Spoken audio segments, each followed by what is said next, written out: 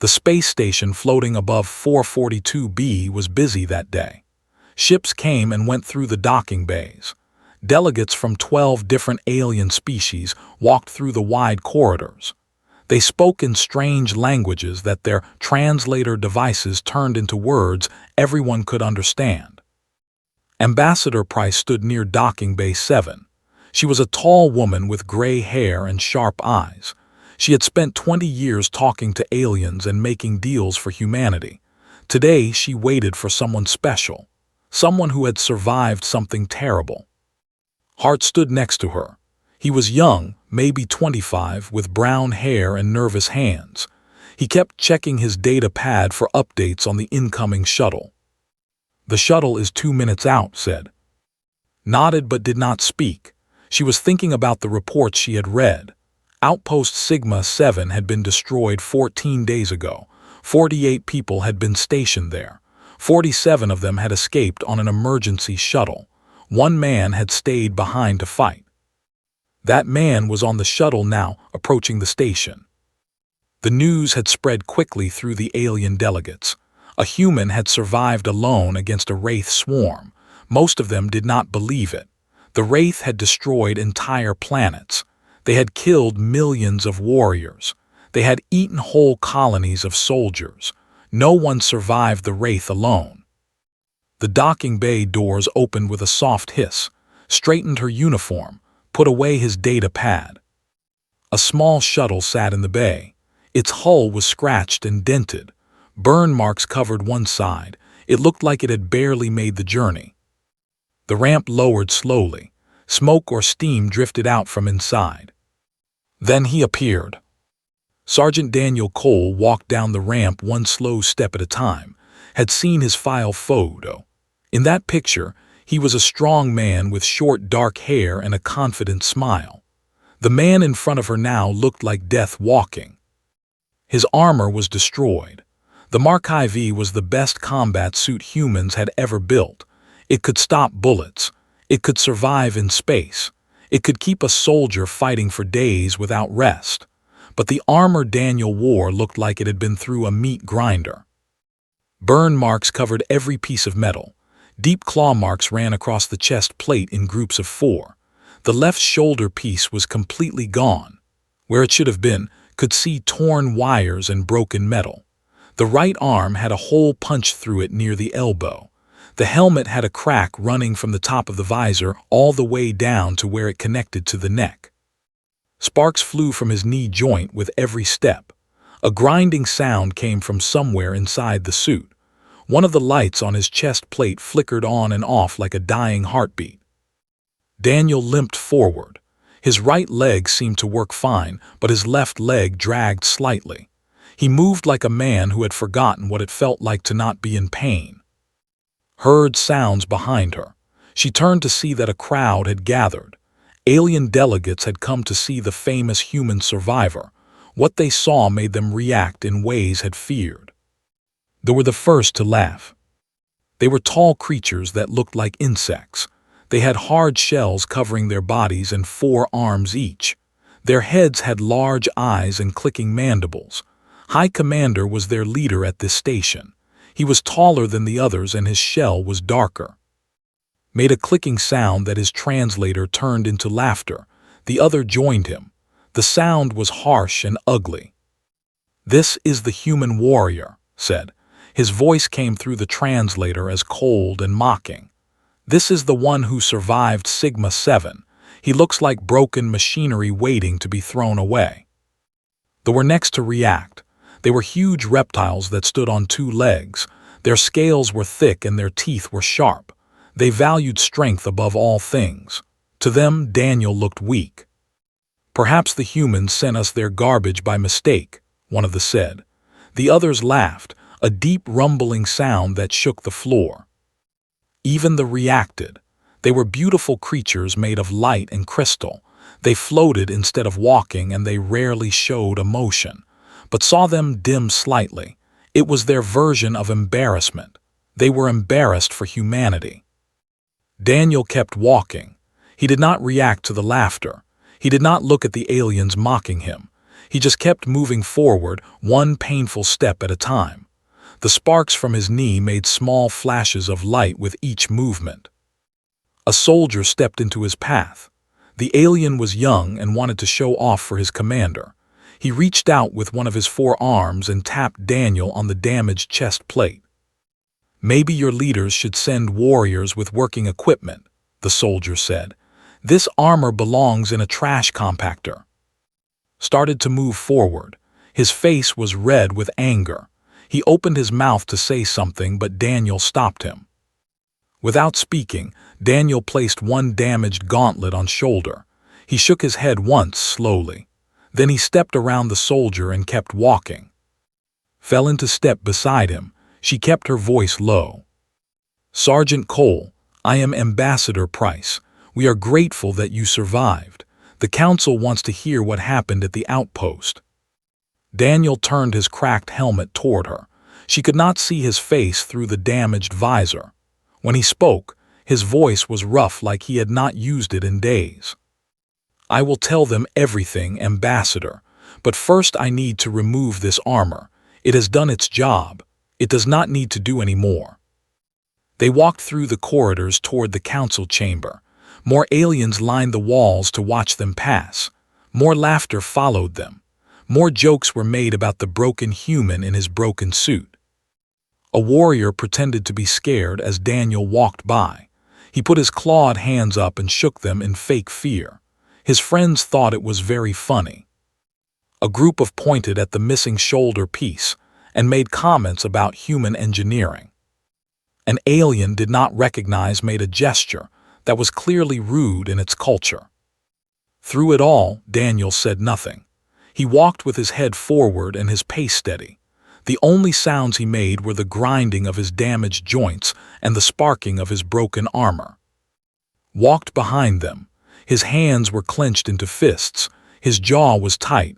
He looked like he wanted to fight everyone in the corridor. Understood how he felt. She wanted to defend Daniel too. She wanted to tell all these aliens what their reports said.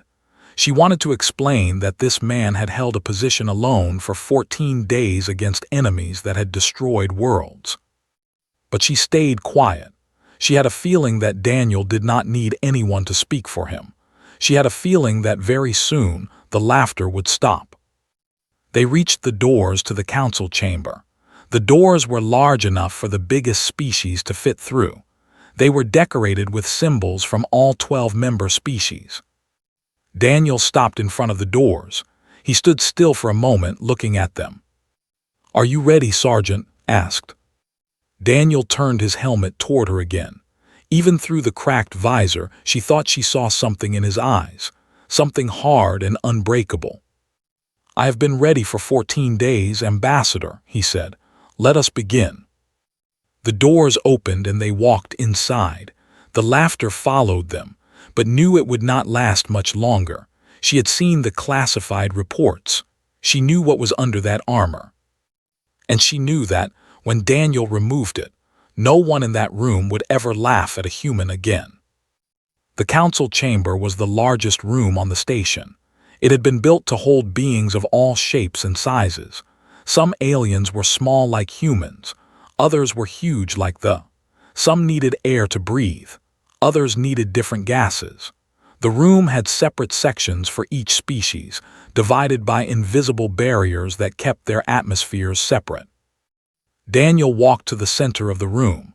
There was a raised platform there where speakers stood when they addressed the council. He climbed the 3 steps slowly. His damaged armor made grinding sounds with each movement. Sparks flew from his left knee when he bent it. The laughter had followed him into the chamber. It was quieter now, but it was still there. Daniel could hear the clicking of mandibles. He could hear the deep rumbling of amusement. He could see the dimming of crystals. He stood on the platform and waited. The council members took their seats. There were representatives from all 12 species. Some he recognized from the briefings he had read before his mission to Sigma 7. Others were new to him. High Commander sat in the section. His dark shell gleamed under the lights. His 4 arms were folded across his chest in a pose of superiority. He looked at Daniel like he was looking at an insect. The delegation was led by a massive warrior named. His scales were green and brown. Scars covered his face from battles he had fought and won. He was famous among his people for killing a wraith drone with his bare hands. He looked at Daniel with something between disgust and pity. Ambassador Price took her seat in the human section, sat beside her. The young man was still angry, but he was keeping it under control now. A chime sounded through the room. The council was in session. The speaker was unnamed. She floated above her seat, her crystal body glowing with soft blue light. Her voice came through the translators as calm and musical. This council has gathered to hear the testimony of Sergeant Daniel Cole of Earth. He is the only survivor of the attack on Outpost Sigma 7. He will tell us what happened there. She turned her glowing form toward Daniel. Sergeant Cole, you may speak. Daniel stood still for a moment. Then he raised his damaged hands to his helmet. The movement made his shoulder joints grind. He adjusted something on the side of the helmet and the external speakers clicked on. Now the whole room could hear him clearly. 14 days ago, Outpost Sigma 7 detected an incoming threat, Daniel began. His voice was rough but steady. Our sensors showed a large mass moving toward us at high speed. We had 6 minutes to identify it and respond. He paused. The room was quiet except for the soft hum of life support systems. It was a wraith swarm, approximately 12,000 drones. The swarm was led by a queen. Murmurs spread through the chamber. The delegates shifted in their seats. Even the looked uncomfortable. Everyone knew what a wraith queen meant. The wraith were monsters. They were not like other enemies. They did not want territory or resources or power. They wanted only one thing. They wanted to eat. They consumed organic matter to reproduce. One drone could become 10 if it found enough food. 10 could become 100. 100 could become a swarm. And where a queen led, the swarm followed with terrible intelligence. Raised one of his 4 arms, acknowledged him with a nod. We are all aware of what the wraith are, said. His voice was cold through the translator. Many worlds have fallen to them. Warriors far superior to humans have been overwhelmed by their numbers. Are you saying that you alone defeated a swarm of 12,000?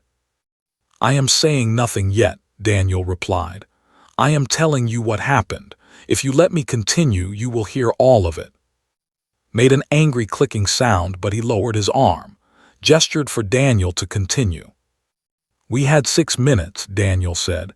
In that time, we had to make a choice. The outpost had one emergency shuttle. It could hold 50 people. We had 48 personnel on the station. Scientists, engineers, medical staff, and a security team of 12. He looked around the room at the alien faces watching him. The shuttle could not outrun the swarm. Wraith drones can travel faster in open space than most ships. If we all evacuated, the swarm would catch us. Everyone would die. The room was completely silent now. Even the mocking had stopped. Everyone was listening. Someone had to stay behind. Someone had to fight. Someone had to keep the swarm busy while the shuttle got away. Daniel raised one damaged gauntlet and pointed at his own chest. I volunteered. Leaned forward in his seat. His face showed something new, interest. 1 human against 12,000 wraith, he said. That is not bravery, that is foolishness, that is death. Perhaps, Daniel said, but it was also the only choice. I was the best fighter at the outpost. I had the most combat experience. I had the best armor. If anyone had a chance to hold the swarm back, it was me. He lowered his hand. The others did not want to leave me. Dr. Maria Santos, our chief medical officer, tried to stay. She said she could help me. I ordered her onto the shuttle. Lieutenant Brooks, my second in command, wanted to stay and fight beside me. I ordered him onto the shuttle too. His voice became quieter. I watched them go. I watched the shuttle doors close. I watched them fly away while the swarm came closer. and then I sealed myself inside the main corridor and prepared to fight. Spoke again without raising his hand. So you admit that you ran away and hid while the swarm attacked an empty station. Perhaps the Wraith simply had no interest in one human hiding in a corridor. Perhaps they left to find better prey. Daniel turned his cracked helmet toward the High Commander. The station was not empty, he said. There were bodies in the morgue, 3 researchers who died in a lab accident the week before. The Wraith could smell them, they wanted them, and there was me. 190 pounds of organic matter. To a Wraith, that is a feast. He took a step forward. The platform creaked under his armored weight. They did not leave to find better prey, High Commander. They stayed. They tried to get through me for 14 days, and they failed. The chamber erupted in noise, clicking mixed with growling and the musical tones of surprise. Daniel waited for the sound to die down. Raised her glowing form higher. "Order," she said. Her voice cut through the noise. The chamber slowly became quiet again. "Sergeant Cole," she continued, "these are remarkable claims. Do you have proof of what you are saying?" Daniel nodded. "I do. My armor recorded everything. Every moment of those 14 days is stored in my suit's memory banks. You can watch all of it if you want." He raised his hands to the catches on his chest plate. "But first, I think you need to see something else. I think you need to see what 14 days of fighting looks like. I think you need to see what the Wraith did to me." His fingers found the first release catch. "And what I did to them." The catch clicked open. The sound was small, but in the silent chamber, everyone heard it. Daniel moved to the next catch. "I have heard you laughing at me since I arrived. I have heard your jokes about my armor, about human equipment, about human weakness." Another catch opened. "I did not say anything because words do not matter. Actions matter. Results matter. And what is under this armor tells a story that no words can tell." The last catch opened. The chest plate was loose now. "So watch carefully. And when I am done, you can tell me if you still think humans are weak." He gripped the edges of his chest plate. His damaged gauntlets scraped against the burned metal. And then he began to pull. The room held its breath. Every eye, every sensor, every crystal was focused on the human in the center of the platform. Price gripped the arms of her seat. She knew what was coming. She had read the medical reports, but reading was different from seeing. Hart stared with wide eyes. He did not know what to expect. He only knew that everything was about to change. And in the section, High Commander watched with something new in his compound eyes. Something that might have been the beginning of doubt. The chest plate came off with a grinding sound. Daniel held it in his hands for a moment, looking at the damage. Then he let it fall to the platform. The heavy metal made a loud clang that echoed through the silent chamber. Under the armor was his bodysuit. It was supposed to be black and smooth. It was supposed to fit tight against his skin and protect him from small injuries. But the suit saw was not black anymore. It was dark brown with dried blood. It was torn in dozens of places. Through the tears, she could see his skin. The first gasp came from the delegation. Their crystal bodies flickered with shock. They had never seen damage like this. Daniel removed his gauntlets next. The left one was harder because the metal had bent and jammed. He had to twist it back and forth before it finally came loose. When it fell to the platform beside the chest plate, everyone could see his hands. His hands were covered in scars. Burn marks ran from his fingers to his wrists.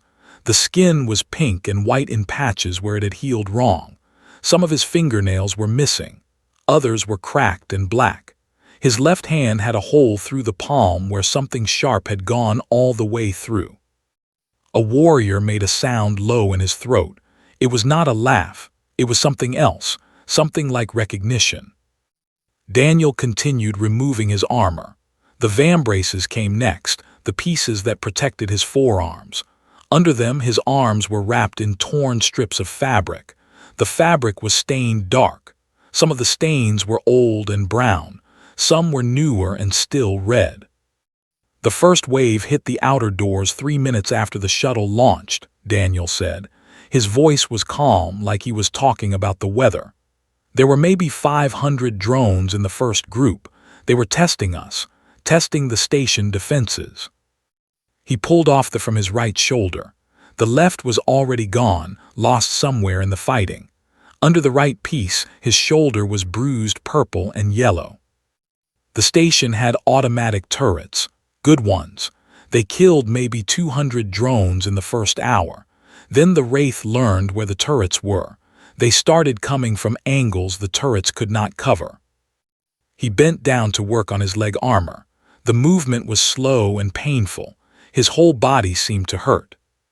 By hour 3, the turrets were destroyed. The Wraith had breached the outer sections. I fell back to the main corridor. It was the only path to the morgue and to me. If they wanted to eat, they had to come through that corridor. The leg armor came off piece by piece. First the thigh plates, then the knee guards, then the shin protection. Each piece showed more damage than the last. Deep gouges in the metal, holes punched through by Wraith claws, burn marks from acid spit. And underneath, his legs were worse. His left leg was wrapped in emergency hull sealant. The gray material covered him from knee to ankle. Hull sealant was used to fix holes in spaceships. It was never meant for human flesh, but it was the only thing that had kept his leg from falling apart. His right knee was swollen to twice its normal size. The skin was stretched tight and shiny. Dark bruises spread up and down from the joint. I set up a position at the corridor junction, Daniel continued. I had my rifle, my sidearm, 3 grenades, a combat knife, and 200 rounds of ammunition. The corridor was 10 meters long and 2 meters wide. Every Wraith that wanted to reach the morgue had to come through that space. He straightened up slowly. Now only his helmet remained. His bodysuit hung in tatters from his frame. Through the holes, the council could see his torso. The warrior named stood up from his seat. His eyes were fixed on Daniel's body, on the damage that covered every inch of visible skin. Claw marks ran in parallel lines across Daniel's ribs. 4 lines together, then another 4, then another. Dozens of sets. Each set was a Wraith drone that had gotten close enough to touch him. Burn marks covered his left side from armpit to hip. The skin was melted, and this was from Wraith acid. The drones could spit it from their mouths. It could eat through metal in seconds. It had eaten through his armor and kept going. A hole sat below his left collarbone. It was circular and deep, about the size of a coin. The edges were ragged, and this was where a Wraith larva had tried to burrow into his chest. They did this to lay eggs inside living hosts. The first day was the worst, Daniel said. They came in waves, 20 or 30 at a time. I used my rifle until it ran out. That took about 6 hours. I used my sidearm after that. I had to make every shot count. He touched the scar below his collarbone. In hour 8, a larva got through my armor. It was trying to burrow into my chest to lay eggs inside me. I could feel it moving under my skin. I cut it out with my knife. The chamber was completely silent. No one was laughing now. No one was making jokes. Every being in the room was staring at the human on the platform. By the end of day 1, I had killed maybe 300 drones. The corridor floor was covered with their bodies. I used the bodies as a barrier. I stacked them up to slow down the ones coming behind. He reached up to his helmet. His fingers found the release catches. Days 2 and 3 were more of the same. They kept coming. I kept fighting. My sidearm ran out on day 2. I used my knife after that. Close combat, face to face with creatures that wanted to eat me alive. The first catch clicked open. My knife broke on day 4. The blade snapped off inside a drone's skull. After that, I used my hands. The second catch opened. I learned that Wraith skulls are soft at the base. I learned that their eyes are connected directly to their brains. I learned that if you hit them hard enough in the throat, they cannot breathe. I learned 100 ways to kill them without weapons. The third catch opened. By day 5, something changed. The attacks became less frequent. The drones that came were more careful. They moved slower. They watched me before they attacked. He gripped the helmet with both hands. The Wraith are not mindless. They learn, they adapt. They share information through their hive mind. By day 5, they had learned something about me. He began to lift the helmet.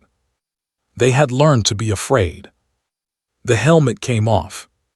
Heard make a small sound beside her. She understood why. She had seen the reports. She had seen the medical scans, but seeing it in person was different. Daniel's face was a map of survival. A scar ran from his left temple down to his jaw. It just missed his eye by a few centimeters. The wound had been deep. It had cut through skin and muscle. Someone had sewn it shut with rough stitches, probably Daniel himself using emergency supplies. The left side of his head was burned. His hair was gone there, replaced by patches of scalp. His ear on that side was damaged, part of it missing. His nose had been broken and healed crooked. His lips were split in 2 places. A tooth was missing on the right side. But his eyes were what held everyone's attention. They were blue, a light clear blue like Earth's sky, and they were absolutely calm. There was no fear in those eyes, no pain, no doubt. Just a steady, unbreaking will that had stared death in the face for 2 weeks and never blinked. Stepped forward. The massive warrior walked out of his section and approached the platform. His guards moved to stop him, but he waved them away. He stopped at the base of the platform and looked up at Daniel. For a long moment, neither of them spoke. Then did something that made every in the room gasp. He lowered his head. Among the lowering your head to another warrior was the highest sign of respect. It meant you acknowledged them as your equal, or your better. I have fought the Wraith, said. His deep voice was quiet now. I have killed one with my hands. One. It nearly killed me. I carry the scars to this day. He looked up at Daniel again. You killed hundreds alone for 14 days. I spoke badly of you when you arrived. I laughed at your armor. I was wrong. He placed one massive clawed hand over his chest. I see you now, human. I see what you are, and I do not laugh anymore. Daniel looked down at the warrior. Then he nodded once, a small gesture of acknowledgement. Thank you, he said simply. And in the silence that followed, the council waited to hear the rest of his story. Daniel stood on the platform in his torn bodysuit. His armor lay in pieces around his feet. His body told a story of 14 days of hell. Every scar, every burn, every wound was a chapter in that story. Returned to his seat, but his eyes never left Daniel. The other warriors watched their leader with confusion. They had never seen him show such respect to anyone outside their species. Floated forward slightly. Her crystal form glowed brighter than before. Sergeant Cole, she said, please continue. Tell us what happened after day 5. Daniel nodded. He did not seem to notice that he was standing half naked in front of the most powerful beings in the galaxy. He did not seem to care about the scars they could all see. He just kept talking in that same steady voice. After day 5, the Wraith changed their tactics. They stopped attacking in waves. Instead, they sent scouts. 1 or 2 drones at a time. They would come to the edge of the corridor and watch me. Just watch. Then they would leave. He moved slightly, shifting his weight off his damaged left leg. I did not sleep much. Maybe 20 minutes at a time. I would lean against the wall of bodies I had built and close my eyes. Any sound would wake me. The drones learned to move quietly. They tried to catch me sleeping. They never did. High Commander had not spoken since Daniel started removing his armor. His mandibles had stopped clicking. His 4 arms were no longer folded in superiority. He sat very still, watching and listening. On day 6, I ran out of food. The emergency rations were meant to last 3 days. I made them last 6 by eating half portions. After that, I had nothing. A murmur went through the chamber. The delegates were doing math in their heads. 14 days, no food after day 6, 8 days without eating. I drank water from the station's emergency tanks. That kept me alive, but I grew weaker. My body started to eat itself for energy. I lost weight. I lost strength, but I did not lose focus. He touched one of the claw marks on his ribs. Day 7 was when they got closest to killing me. A group of 5 drones attacked together. They had coordinated. 3 came from the front while 2 climbed along the ceiling. I did not see the ones above me until they dropped. His fingers traced the scars. One of them opened my side from ribs to hip. I could see my own insides. I held my wound closed with one hand and fought with the other. I killed all 5 of them. Then I used the emergency medical kit to seal myself shut. Closed her eyes for a moment. She had read these details in the report, but hearing Daniel say them in his calm, matter-of-fact voice made them worse somehow. He talked about holding his own guts inside his body like it was nothing special. Days 8 and 9, the attacks almost stopped. 1 or 2 drones a day. They were testing me, checking if I was still strong. I killed everyone that came. I made sure to do it quickly and brutally. I wanted them to see. I wanted them to remember. He looked around the chamber at the alien faces watching him. You have to understand something about the Wraith. They are not just hungry animals. They have intelligence. They have a hive mind. What one drone sees, the Queen sees. What one drone feels, the whole swarm feels. Every drone I killed sent a message to the Queen. Every brutal death told her something. His blue eyes were cold now. By day 10, the message was clear. The corridor was mine. Anyone who entered would die. The Queen understood this. She pulled her swarm back. They stayed in the outer sections of the station, but they did not come down my corridor anymore. Finally spoke. His voice was different now. The mockery was gone. In its place was something that might have been confusion. You are saying the Wraith gave up. They never give up. They will sacrifice thousands of drones to reach a single food source. It is their nature. Daniel turned to face him. They did not give up on the food, High Commander. They gave up on me. The Queen calculated the cost. She had lost over 3,000 drones trying to get past one human. She decided I was not worth any more losses. 3,000. The number hung in the air. 3,000 Wraith killed by one man with a rifle, a pistol, a knife, and finally his bare hands. Days 11 and 12, I did not see a single drone in my corridor. I could hear them in other parts of the station. I could hear them eating the bodies in the morgue. They had found another way in, but they left me alone. He touched the wound below his collarbone. I was very sick by then. The larva I cut out on day 1 had left something behind, an infection. My body was fighting it, but I was too weak. I had a fever. I saw things that were not there. I talked to people who had died years ago. His voice stayed steady even as he described his own breakdown. But I did not leave my position. Even when I was not sure what was real, I stayed in that corridor. I kept my hands ready.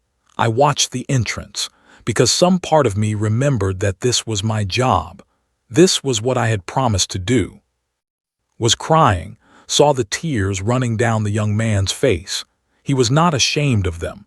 He just let them fall as he listened. On day 13, the swarm started to leave. I heard their ships powering up. I heard them taking off from the station's outer hull. The Queen had decided there was nothing left here worth staying for. The morgue was empty. I was too dangerous to eat. They left to find easier food somewhere else. He paused. I should have felt relief. I should have been happy, but I did not feel anything. I just sat in my corridor, surrounded by the bodies of my enemies, and waited. I did not know what I was waiting for. I just knew I was not done yet.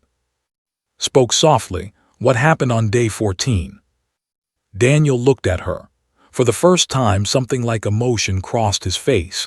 It was not happiness or sadness. It was something deeper, something harder to name. On day 14, I heard human voices. I thought I was dreaming again. I thought my fever was making me see things. But the voices kept getting closer. They were calling my name. He took a breath. A rescue team from the carrier Endurance had arrived. They had tracked the emergency shuttle and learned what happened at Sigma 7. They came to recover the bodies. They did not expect to find anyone alive. His voice grew quieter. They found me sitting in my corridor. I had my fists raised. I was ready to fight. I did not recognize them at first. I did not believe they were real. Lieutenant Commander Nora Blake had to show me her face. She had to say my name 3 times before I understood that it was over. He looked down at his hands. The burned, broken hands that had killed 3,000 enemies. She told me later that I scared her. She had seen a lot of combat. She thought she had seen everything. But she said looking into my eyes in that moment was like looking into the eyes of something that had forgotten how to be human, something that had become pure war.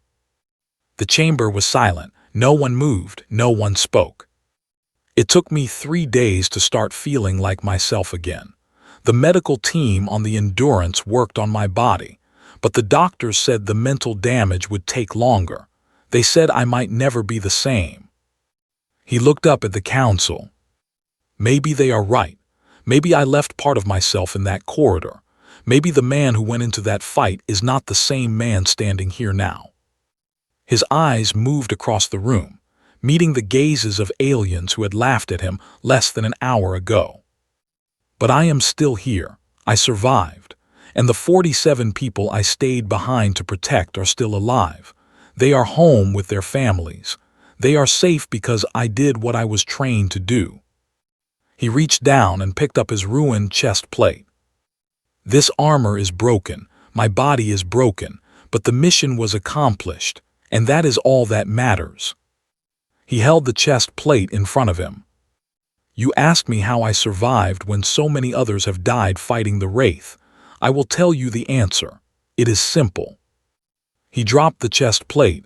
It clanged against the platform. I refused to stop. I refused to fall. I refused to let them win. That is not strategy. That is not technology. That is just will. The will to keep fighting when everything says you should give up. He straightened up, ignoring the pain it must have caused. That is what humans are. We are not the strongest species. We do not live the longest or have the best weapons, but we have something that cannot be measured or defeated. His voice filled the chamber. We have the will to survive, and that makes us more dangerous than anything you have ever faced. The silence that followed was absolute. Not even the hum of machinery could be heard. Every being in the room was staring at the broken human who had just told them what he was made of. And for the first time in a very long time, the great powers of the galaxy looked at humanity and felt something new. They felt fear. The silence in the council chamber lasted for a long time. Daniel stood on the platform, surrounded by the pieces of his destroyed armor.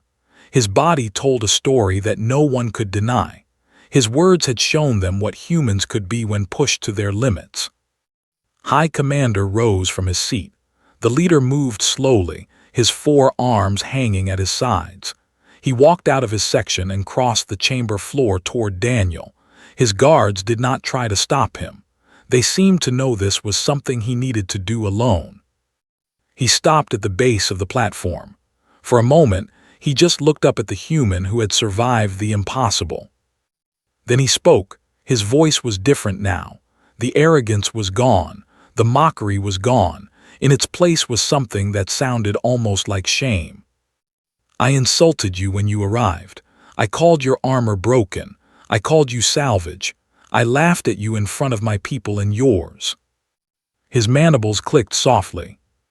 I was wrong. The words hung in the air. Among the admitting you were wrong was one of the hardest things to do. Their culture valued pride above almost everything else. For a high commander to say these words in public was almost unheard of. Among my people, we have an ancient title. It is called The translation is difficult, but the closest meaning is this: one who breaks the enemy's spirit. We give this title only to the greatest of our warriors. We have never given it to anyone outside our species. Reached up with one of his arms. On his wrist was a band of dark metal. He removed it carefully and held it up. This band marks the bearer as, "It has been in my family for 6 generations. Today, I give it to you." He placed the band on the platform at Daniel's feet. "You have earned it, human. You broke the spirit of a wraith swarm. You made them fear you. You are." Daniel looked down at the band. Then he looked at. "Thank you, High Commander. I accept this honor." He bent down slowly, painfully, and picked up the band. He put it on his wrist. The dark metal looked strange against his human skin. Nodded once and returned to his seat. As he passed the other delegates, they lowered their heads to him. They respected what he had done. It had taken courage to admit his mistake. Stood up again. The warrior walked to the platform, just as he had done before, but this time he carried something in his hands. It was a blade. The handle was wrapped in leather from some animal found only on the. The blade itself was made of black metal that seemed to absorb light. "This is a family blade," said. "It belonged to my father and his father before him. Among my people, we give these blades only to those we would follow into battle without question, those we trust with our lives." He held the blade up. "I would follow you, Daniel Cole. I would trust you with my life. You have shown more courage in 14 days than most warriors show in a lifetime." He placed the blade on the platform beside the band. "Take this, you have earned it." Daniel picked up the blade. He tested its weight in his hand. Then he looked at. "I will carry this with honor." Nodded and returned to his seat.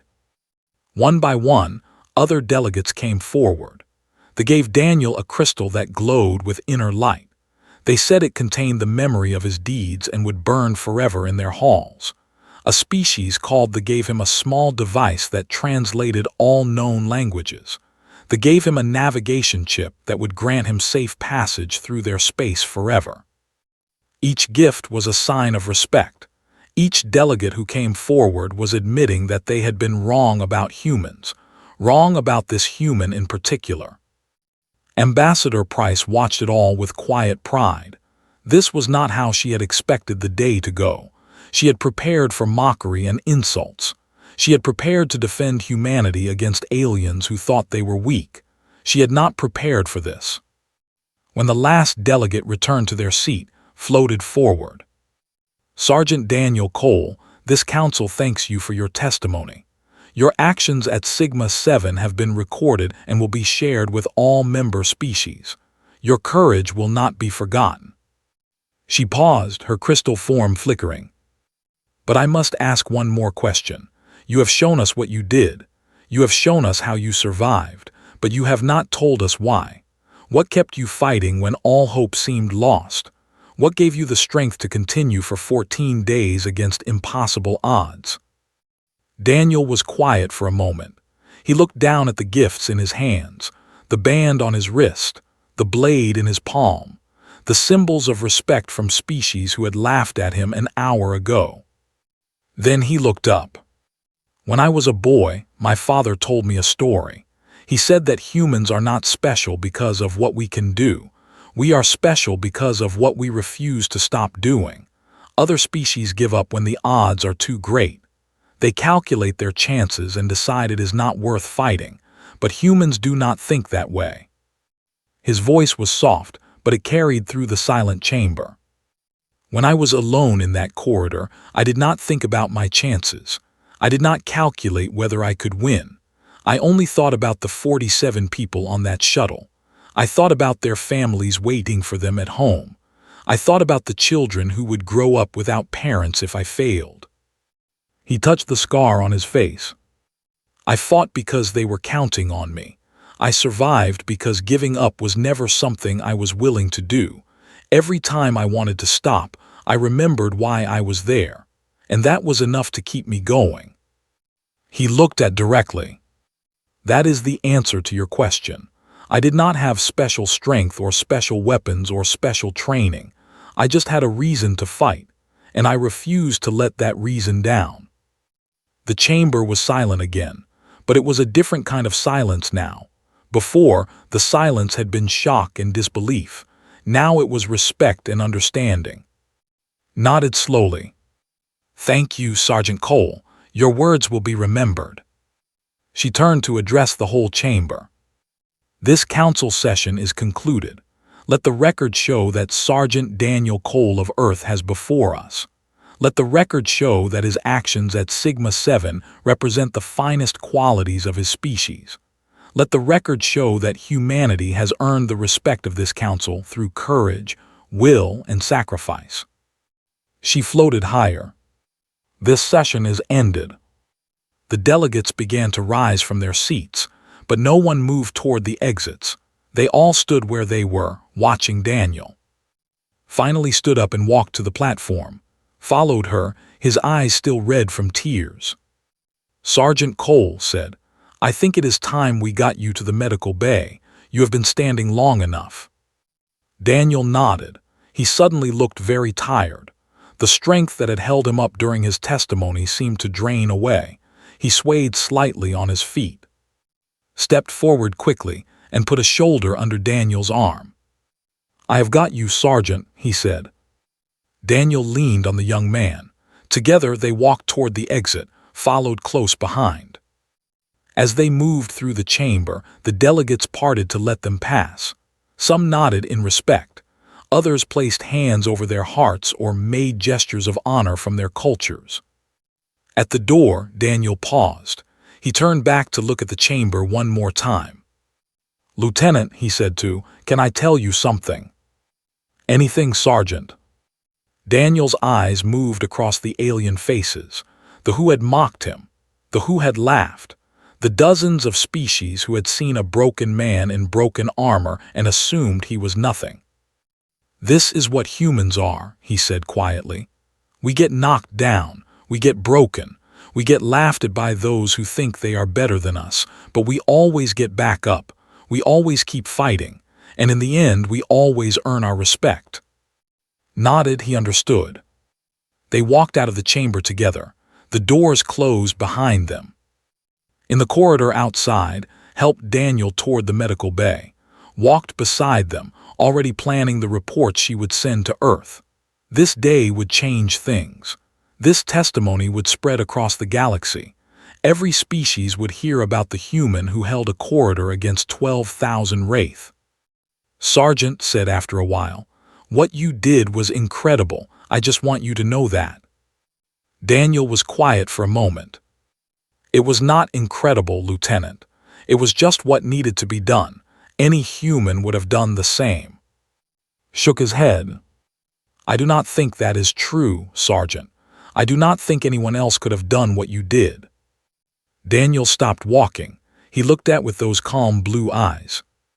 "Then I need to train you better," he said. "Because one day you might have to do the same thing, and when that day comes I want you to remember something." "What is that?" Daniel put a hand on shoulder. "You are human. That means you are stronger than you know, braver than you think, and more stubborn than any enemy can handle. When everything is taken from you and there is nothing left but your will to survive, that will is enough. It is always enough." He started walking again, leaning on for support. "Now get me to the medical bay. I have been standing in my own blood for 2 weeks, and I would very much like to sit down." Laughed. It was a surprised sound, full of relief and something like joy.